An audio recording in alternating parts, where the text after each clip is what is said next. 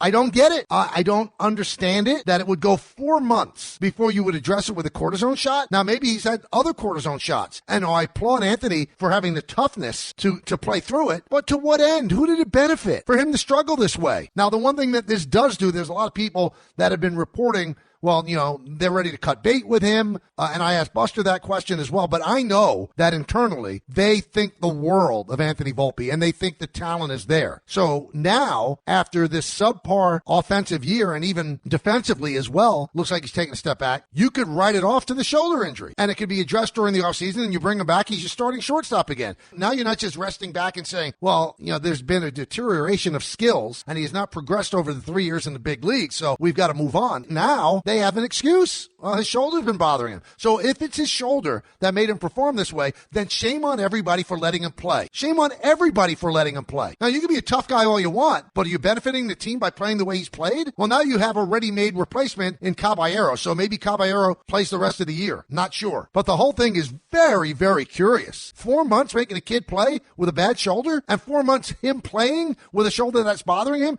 Didn't he put 2 and 2 together and go, I'm not this bad of a hitter? Sometimes discretion is the better part of valor. Anthony in Dobbs Ferry. Anthony. I called you early in the week. We did all those advanced stats with Volpe. He hasn't had a hit since that call. And a lot of strikeouts. They're losing me with the shoulder thing. Is it something for them to fall back on because they're so high on him still and they want to bring him back? I'm kind of lost with it. I am too. I'll tell you this. If he did get a cortisone shot, and I think Joel reported it for the Post, and he doesn't miss on those things, then they do have a ready-made excuse for him struggling. Well, Joel also reported early in the week that he doesn't see him being the guy in the playoffs either. So did that have something to do with that report? I don't know. As I said, Joel doesn't pull stuff out of his ear. He had to have some information. He had to. And if the guy has a bad shoulder and he's hitting as poorly as he's hitting, well, how could you play him in the playoffs? This is this very curious turn of events. Very curious.